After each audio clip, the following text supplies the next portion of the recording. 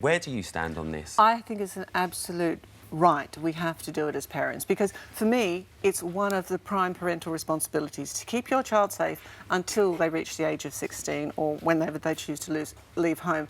We've got the statistic that 383 children will go missing today. During this show, 32 children will go missing, and during the time that we're chatting, 3 will go missing. Now, I'm minded that some of those children will be just running off for 24 hours, but those parents, as soon as they hear that news, that fear, that stress is going to run through them, and they're going to think, what if? What if I had a tracking device that I could use to find them?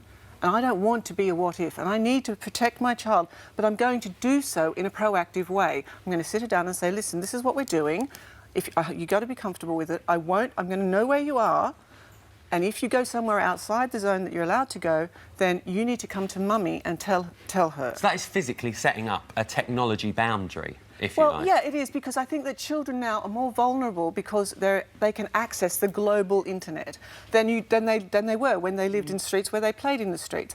Now, a lot of people will say, well, you've got to let your child experience the world and experience the internet. I'm happy to do that, but to develop proper emotional resilience, they adequately need to have guidance. So instead of people getting angry that their child's going on a site they shouldn't be on, they should sit and go over their browser history and say, you know what, let's talk about why you went to that site. And if you want to go through their emails, they go through and say, look, if you don't want me to open one, just tell me why.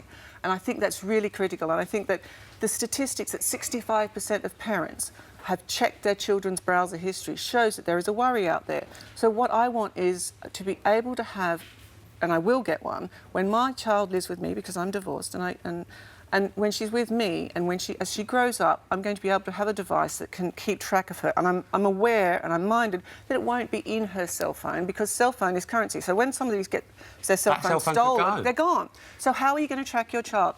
And the most important thing is, my child can be the most responsible child in the world, but you can't account for the crazies out there. The bullies. Ali, let's bring Tamsin in. I appreciate everything you're saying. You see differently, don't you, Tamsin? I really do. I think that we have a responsibility to bring our children up to... we're with them initially, they take baby steps, going to the local shop to buy something. They grow in independence and responsibility, and that's our job as parents. So you're quite happy to let your child go out there with people that you may or may not know, and then, for example, their drink may get spiked and they end up in the back of a car or in the middle of a forest. But to be fair... It's scaremongering. It's not scaremongering, it is reality. No. Ali, shouldn't we say, though, that drinks can be spiked at any point and anywhere? They can, but what I'm saying to you is we live in a society where you can chip your cat, chip your dog, and it can have a GPS tracker in it, and that people love to follow. This is a weird, it's not brave new world.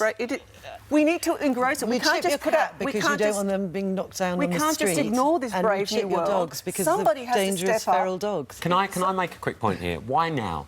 Why is it now? We do live in this technology age, don't get me wrong, and we can do it. It's a fear of technology. But why not? I'm not frightened of technology, and I'm not frightened of my child encountering technology. I want to educate her so that she knows that she can use the internet in a proactive way. Because if you don't do that, and I think that is why it's good to have a debate like this. Tamsin, you've got teenage children, haven't you? And you've managed without any of these devices through their teenage years. Tracking devices, absolutely pointless, completely pointless. But do you check their browser history? No. Do you check their phones? No. You've never checked your child's phone? That would be such an invasion of their privacy. Has your child ever gone missing? No.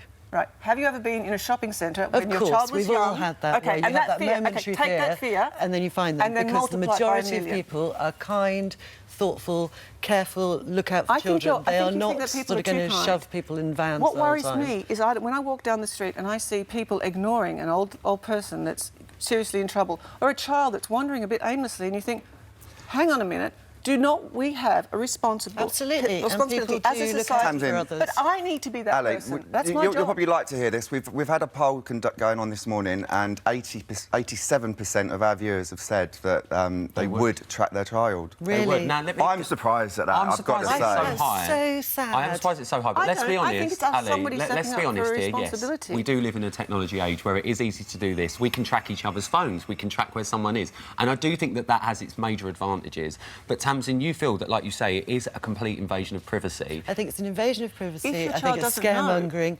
I think our role is to teach our children to make responsible decisions and teach and guide them and show them. I've got a Absolutely, and 17-year-old not son myself, spy on and there's them. been times where he doesn't answer his phone, and I worry spying about on my where child. he It's is. monitoring. But I have to say, I don't think It's a I'd big use one of difference if these they know. devices You can't myself. be spying if they know, sorry. What do you think about that, Ellie? Sorry? I didn't hear it all. I didn't think so. Sorry. Say, darling. No, I'm just saying, I've got a 17-year-old son myself, and I've been worried, you know, certainly last year we had a period where we didn't know where he was, who he was hanging out with. But even then, I don't think I'd have used one of these devices. Do you not think if you'd have sat down and said to him, listen, mate, I've been really worried. This is the effect it's had on me. Surely you don't want that to be that effect to be having on me. It's about having the conversation. End it by saying, Tamsin. and therefore And I'm that's going to about track how you. you start to raise your child. And I think that's really important because I think we've got a situation where the internet has exploded sort of in the middle of your children growing up, whereas my child is younger and she's going to be experiencing a far greater number of, you know, social medias Risks than we and will dangers, ever yeah. know.